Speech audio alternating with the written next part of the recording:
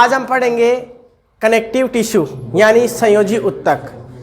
अब आपको बता दूं, देखो जो संयोजी उत्तक होता है ना, वो टोटल जो देह भार है शरीर का वजन, उसका लगभग 30% भाग बनाता है, जबकि पेशी जो उत्तक होता है मस्कुलर, वो 50% भाग बनाता है और 10% नर्वस और कौन सा एपिथेलियम यानी उपकला बनाता है। ठीक है, तो ये कनेक्टिव यानी संयोजी इसलिए नाम पड़ा क्योंकि ये जितने भी शरीर के उत्तक हैं, और चाहे उपकला उत्तक हो, चाहे पेशी उत्तक हो, ठीक है, चाहे तंत्रिका उत्तक हो, इन सबको क्या करता है, जोड़ने का काम करता है। ठीक है, इसलिए इसका नाम पड़ा था संयोजी उत्तक। तो क्या है इसकी विशेषताएं, वो सारी विशेषताएं लिखे, इसके प्रकार भी लिखेंगे। तो इससे पहले हम इसके लिखेंगे कि इसमें कौन कौन सी सेल्स पाई जाती है, क्या मैटर होता है। ठीक है, तो हाँ मैटर, ठीक है, हाँ मैटर तो होता है ना इसमें। तो हेडिंग लिख सकते हो आप दूसरे नंबर पर,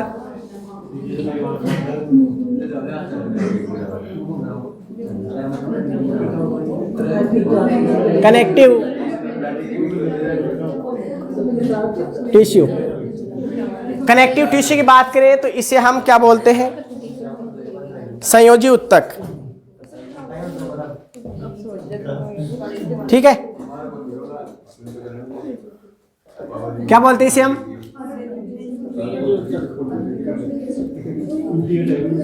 संयोजी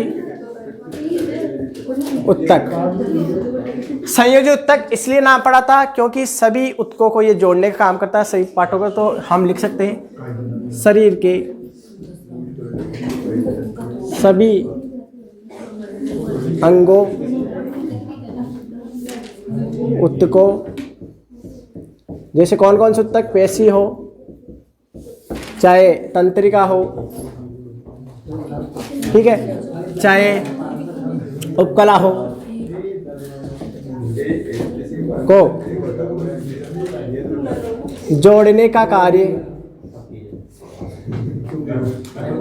करता है, इसलिए इसे हम संयोजी उत्तक बोलते हैं। कितना परसेंट है, तो देखो कितना परसेंट है, तो देह भार का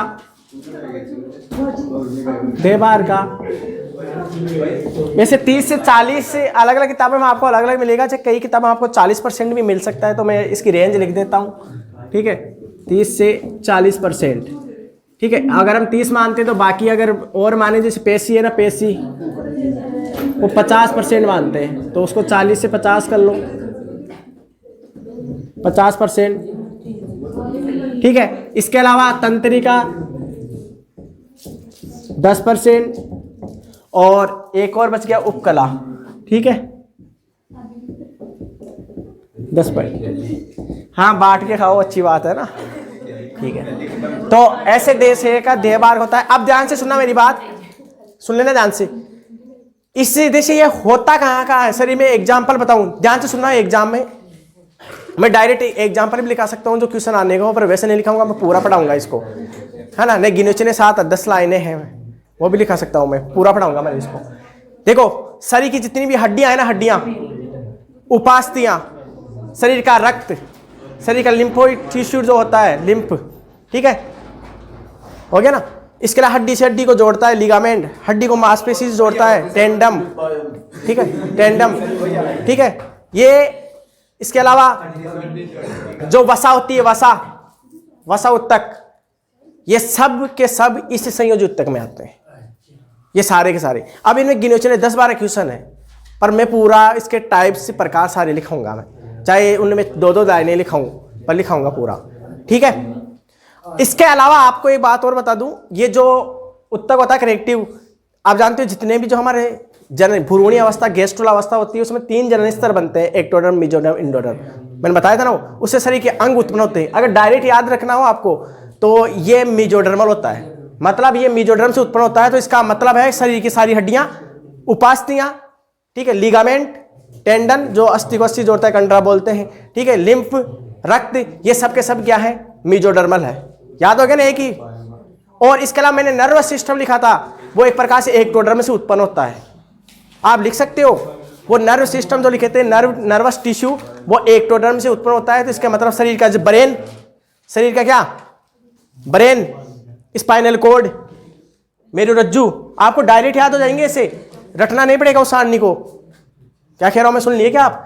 जैसे यहां लिख देता हूं मैं, जैसे ये संयोजी उत्तक है ना, ये भ्रूणीय है। भ्रूणीय जो चर्म होती है 3 प्रकार की होती है, एक्टोडर्म, मेसोडर्म, एंडोडर्म। तो ये जो उत्पन्न होता है ना, ये मेसोडर्मल है, मेसोडर्मल।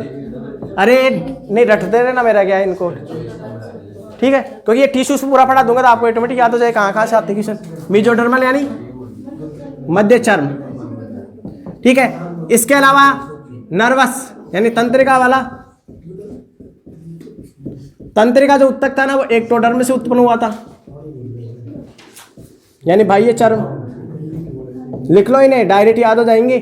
और क्वेश्चन आता है, अब जैसे नोटोकॉर्ड बताओ, नोटोकॉर्ड किससे उत्पन्न होती है? ढूंढ के आना इसका आंसर है ना, नोटोकॉर्ड को, ठीक है ना, नोटोकॉर्ड से। तो ये हो गया। इसके अलावा उपकला उत्तक, उपकला उत्तक की बात करें तो उपकला उत्तक की बात करें तो ये तीनों से उत्पन्न होता है। ये इसके ज्यादातर अंग तीनों से होते हैं। तो एक्टोडर्म भी आता है, इसको तो पढ़ना ही पड़ेगा, एक्टोडर्म, मेसोडर्म और इंडोडर्म, ठीक है, तीनों से उत्पन्न होता है। और चौथा कौन सा बच गया, कौन सा बच गया? पेशी, पेशी। तो पेशी में देखो, पेशी उत्तक की बात करें मस्कुलर, तो ये होता है मेसोडर्मल, मेसोडर्म से। अब इसमें थोड़ा सा चेंज है, देखो आपको बता दूं, ठीक है। जैसे सिलरी जो सेल्स होती है, सिलरी, डायफ्राम की जो पेशियां होती है, डायफ्राम की पेशियां, सिलरी, वो बाह्य चर्म से उत्पन्न होती है। इसमें थोड़ा सा डिफरेंट है। तो इसमें बाकी सब तो इसमें अपवाद क्या है इसमें, या ऐसे कह सकते हैं, अपवाद तो नहीं कह सकते, एक प्रकार से उत्पन्न है वो, तो अपवाद का कौन सा अपवाद, ठीक है। एक तो डायफ्राम पेशियां, डायफ्राम पेशियां, सीलरी जो सीलिया होते हैं ना, सीलिया वाली पेशियां है ना, सिलेरी पेशियां, सिलेरी पेशियां, ये एक्टोडर्म से उत्पन्न होती है, एक्टोडर्म से, ठीक है। अब आपको यहां से डायरेक्ट याद हो जाएगा, ठीक है। और नोटोकॉर्ड का क्वेश्चन आया हुआ है, ढूंढ क्या होगा इसका आंसर, ठीक है। एक्टोडर्म है कि मेसोडर्म है, ठीक है। तो ये तीन आप नोट कर सकते हो। तो हम शरीर के अब आपसे पूछेंगे रक्त किससे उत्पन्न है, मेसोडर्मल, ठीक है। हड्डियां किससे है, मेसोडर्मल। लिम्फ किससे है, मेसोडर्म से, ठीक है। लिगामेंट, कंडरा किससे है, इससे। वसा किससे, इससे, ठीक है। ऐसे याद हो गया। तो इसी में आप नोट कर सकते हो।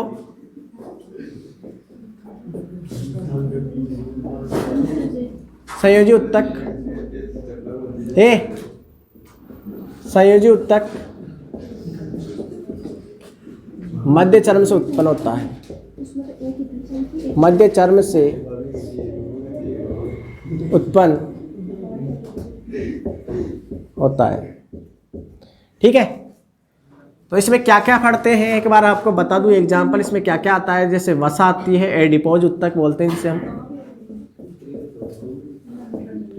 इसके अलावा जिसमें एडिपोज पढ़ेंगे, और हम जैसे कंडरा पढ़ेंगे, कंडा को टेंडन बोलते हैं जो वस पेशी को अस्थि से जोड़ता है।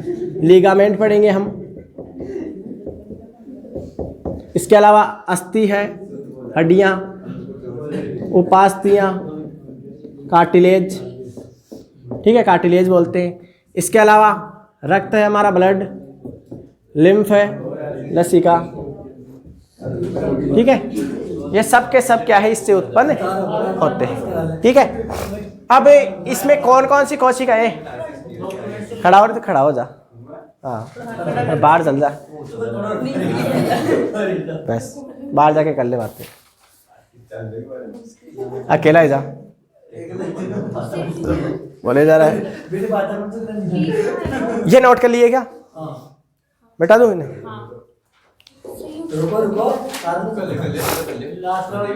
ये इधर वाले को नोट कर दिए।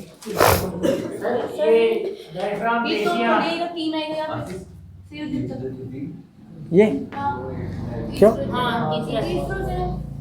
दो पढ़ा दिया, पेशी पढ़ा दिया क्या, ठीक है। तो तीसरा कर लो, तो हाँ तो तीसरा कर लो, बजेगा दूसरा पढ़ा रहा हूँ भी, है ना, है ना।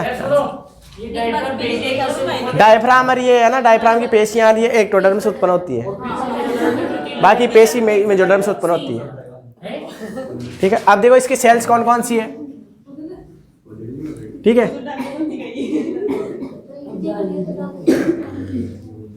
तो संयोजी उत्तक के घटक, कंपोनेंट ऑफ कनेक्टिव टिश्यू। ठीक है, कंपोनेंट ऑफ कनेक्टिव टिश्यू। ठीक है, कौन कौन से हैं? तो एक तो होती है संयोजी सेल्स, और एक होती है मैट्रिक्स यानी आधात्री। ठीक है, अब इनमें क्या क्या है वो हमें पढ़ना है। तो सबसे पहले हम बात कर लेते हैं संयोजी सेल्स कौन सी होती है, कनेक्टिव सेल्स कौन सी होती है। ठीक है, कनेक्टिव सेल में कौन कौन सी होती है।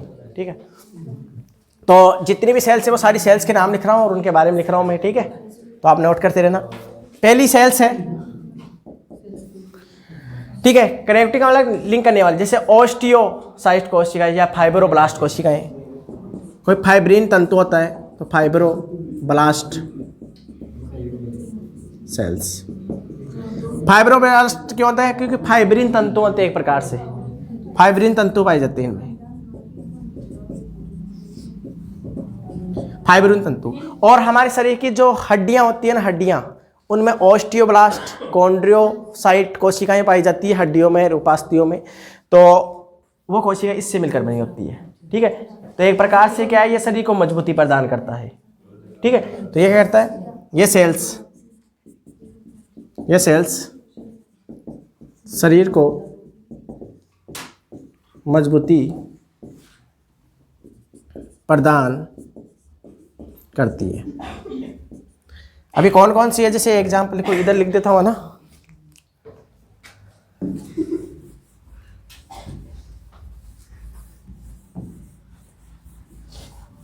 पहले सुन लो ना, बाद में लिख लेना ना, इधर देख लो, सुन लो रे पहले। ठीक है, कौन कौन सी सेल्स आती है, जैसे इसमें सेल्स देखो, सेल्स कौन सी है, इसकी सेल्स लिख रहा हूँ मैं, इसकी ये पहला चल रहा है ना। जैसे कौन कौन सी सेल्स है, जैसे ओस्टियोब्लास्ट,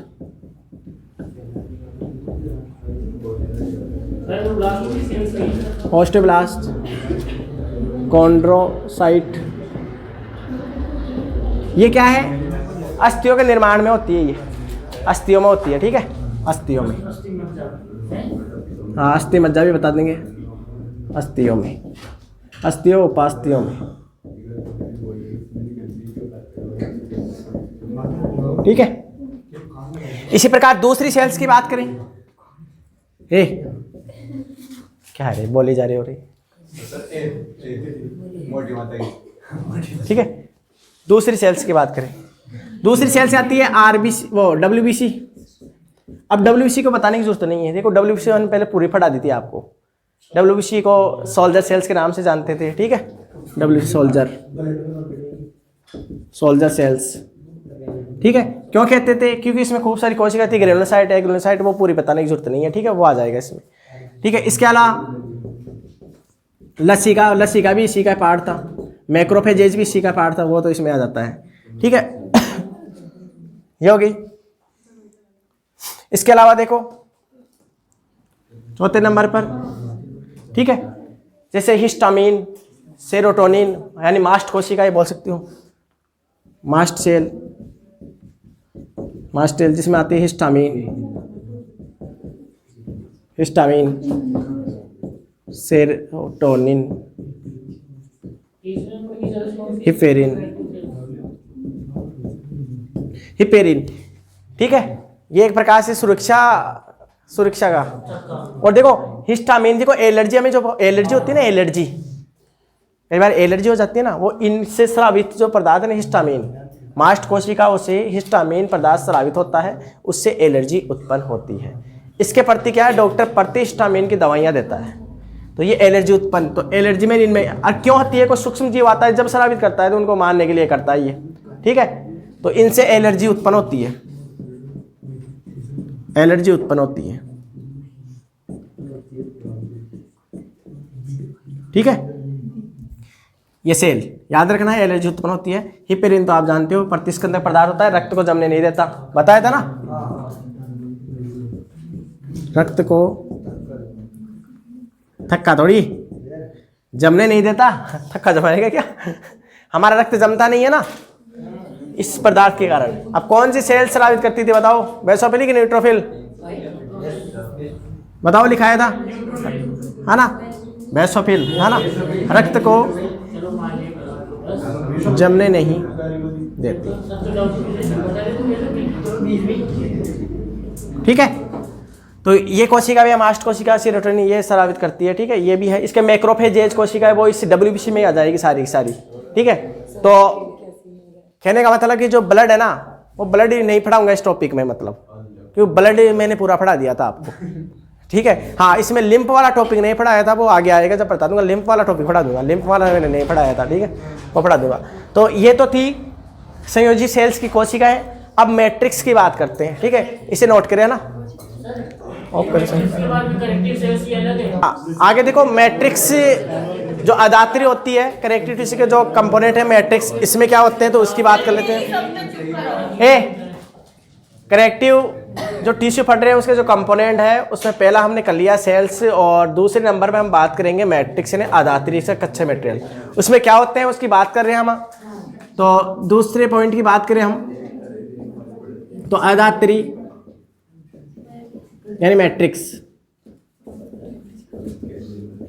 तो कहने का मतलब जिलेटिन के समान पदार्थ पाए जाते हैं, गाढ़ा सघन पदार्थ होता है। ठीक है, यानी कनेक्टिव टिश्यू में जो भी मेन सेल्स होती है, सेल के अलावा जितना पार्ट जो बच गया वो पार्ट क्या कहलाता है? मैट्रिक्स। ठीक है, तो ये क्या है? सेल्स के अतिरिक्त,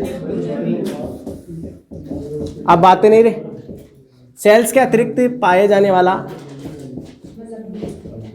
वाला सहायक जिलेटिन सघन द्रव्य तथा तंतु यानी प्रोटीन क्या कहलाते हैं? मैट्रिक्स कहलाते हैं। ठीक है, अब इसमें एक प्रकार से तंतु आते हैं, प्रोटीन तंतु आते हैं। कौन कौन से प्रोटीन तंतु होते हैं उनकी बात करेंगे हम। तो प्रोटीन तंतुओं की बात करेंगे हम,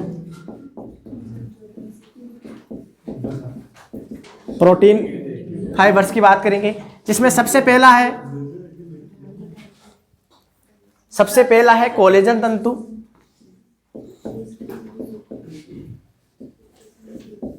क्योंकि आप जानते हो कि कनेक्टिव टिश्यू का काम क्या होता है? एक प्रकार से कनेक्ट करना। तो सेल्स तो अपना कार्य करेगी, तो सेल्स के अलावा हर टिश्यू को एक दूसरे से जोड़ेगी, तो जोड़ने के लिए प्रोटीन चाहिए। ठीक है, तो एक प्रकार से जितने भी सारे हैं प्रोटीन तंतु एक जोड़ने का काम करते हैं। और एक प्रकार से जो इलास्टिसिटी जो होती है ना, प्रत्यास्थता, मतलब किस चीज को, रबड़ को खींचे वापस उसी अवस्था में आ जाए छोड़ते ही। ठीक है, तो इसे क्या बोलते हैं? इलास्टिसिटी या प्रत्यास्थता बोलते हैं इसे। ठीक है, फिजिक्स में चलता है ये टॉपिक। तो ये तंतु होते हैं, प्रत्यास्थता प्रदान करते हैं। इसके अलावा लचीलापन, इसके अलावा तन्यता, खींच लेते हैं जैसे टिश्यू को, टूटते नहीं है। तो ये सब इन प्रोटीन तंतुओं की वजह से होती है। तो यहाँ लिखना चाहो तो लिख सकते हो आप, एक लाइन ऊपर लिखना चाहो तो लिख सकते हो। ये सारे तंतु क्या करते हैं? ठीक है, क्या करते हैं? लचीलापन, तन्यता, प्रत्यास्थता प्रदान करते हैं। तो कौन कौन से? सबसे पहले कोलेजन तंतु। अब कोलेजन तंतुओं की बात करें तो जंतु जगत में सबसे ज्यादा मात्रा में पाए जाने वाला प्रोटीन है। Very important question. ठीक है, तो लाइन लिख लेना, जंतु जगत में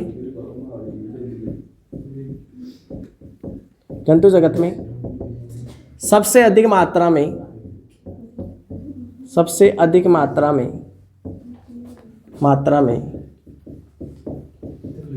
पाए जाने वाला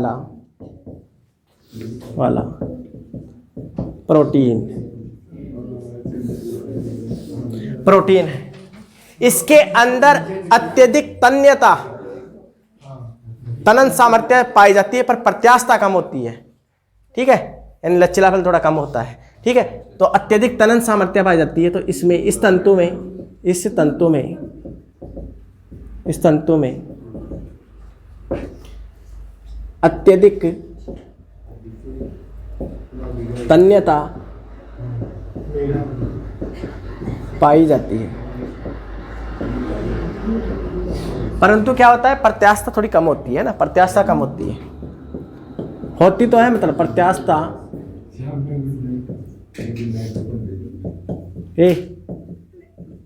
प्रत्यास्थता कम, शांत है ना, प्रत्यास्थता कम होती है। ठीक है, प्रत्यास्थता कम हो जाती है। अब ध्यान से देखो, आपने ये सुना होगा चमड़े की भाषा में सुना होगा चमड़ा।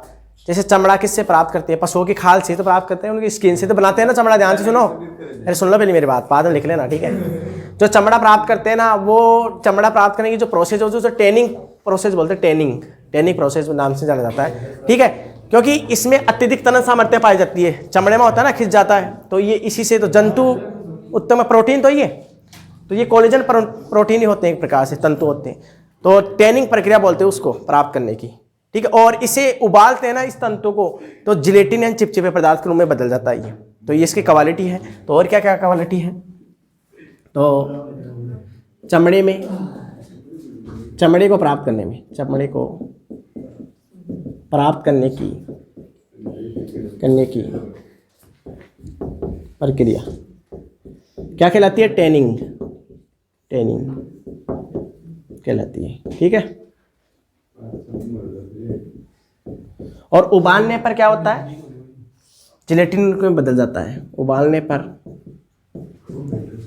पर जिलेटिन में परिवर्तित। ठीक है, ये एक इस तंतु की, ऐसे 3 तंतु लिखेंगे हम।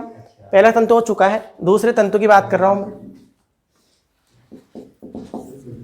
दूसरे तंतु की बात करें तो दूसरे तंतु का नाम है इलास्टिक तंतु। अब इलास्टिक तो आप अच्छी तरह जानते हो, इलास्टिक की क्या विशेषता होती है। इलास्टिक नाम इसलिए पड़ा क्योंकि इलास्टिसिटी पाई जाती है। क्या पाई जाती है, इलास्टिसिटी, है ना, इलास्टिसिटी, इसका मतलब प्रत्यास्थता। मतलब इनमें अधिक तन्यता थी, प्रत्यास्थता कम थी, इसमें अधिक प्रत्यास्थता है, तन्यता कम है। ठीक है, तो इलास्टिसिटी, तो इसमें अत्यधिक प्रत्यास्थता पाई जाती है, यानी खींचे छोड़े वापस उसी अवस्था में आ जाए, उसे प्रत्यास्थता बोलते हैं। ठीक है, तो इसमें अत्यधिक प्रत्यास्थता पाई जाती है, परंतु तन्यता बोल रहे हैं, लचीलापन कम होता है ना, कम होती है। एक प्रकार से इलास्टिन प्रोटीन होता है ये है इलास्टिन, इलास्टिन प्रोटीन है। ठीक है, तीसरा जो बात करेंगे हम, तीसरा होता है जिलेटिन कृत या जालिकावत बोल सकते हैं, एक प्रकार जालिका के समान होता है, तो जालिकावत। तो ये होता है एक रेटिकुलिन प्रोटीन, एग्जाम में पूछ लेगा ये, रेटिकुलिन प्रोटीन होता है। जालिकावत की बात करें तो रेटिकुलिन प्रोटीन होता है, रेटिकुलिन प्रोटीन होता है। अब ये कहाँ होते हैं, ये तो कंपोनेंट लिखे हैं। अब हम पढ़ेंगे इसमें इनके टाइप्स, यानी कनेक्टिव टिश्यू के टाइप्स, उसमें बताएंगे ये कहाँ पर पाई जाती है, शरीर में किन अंगों में होते हैं। ठीक है, तो इसे नोट करें आप, इनके अब एक चार्ट बनाएंगे हम, फिर पढ़ेंगे।